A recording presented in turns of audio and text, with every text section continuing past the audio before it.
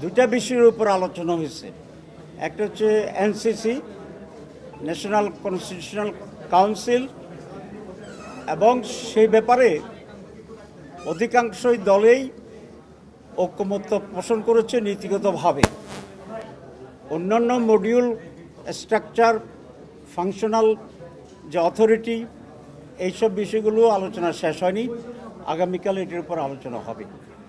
আরেকটি পয়েন্টস আসছে এখানে প্রেসিডেন্ট নির্বাচনের ব্যাপারে।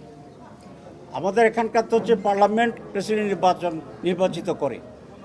তো ঐকমত্য কমিশন যেটা রেফার করেছে সেটা হচ্ছে প্রেসিডেন্ট নির্বাচনটি গ্রাসরুট লেভেলে আপ টু মেম্বার পর্যন্ত ইলেকট্রাল বডি তৈরি হবে, এটা প্রায় 70,000, এবং তাদের মাধ্যমে উনি ডাইরেক্ট ইলেক্টেড হবেন।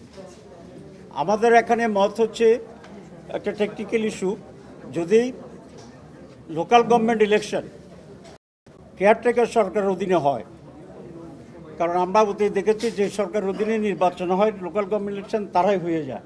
তো সুতরাং এখানে 70,000 লোক আর 70 লক্ষ লোকের এখানে কোনো ব্যবধান নেই।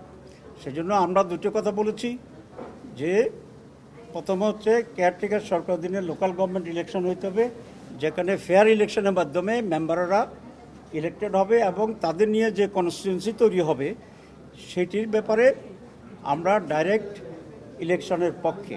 তবে সাইজটা কি ইউনিয়ন কাউন্সিল মেম্বার পর্যন্ত হবে, নাকি আরেকটু কনসাইজ করে ইউনিয়ন কাউন্সিলের চেয়ারম্যান পর্যন্ত যাওয়া যাবে, এটা নিয়ে আমরা আলোচনার পক্ষে এবং সে আলোচনাটি হবে।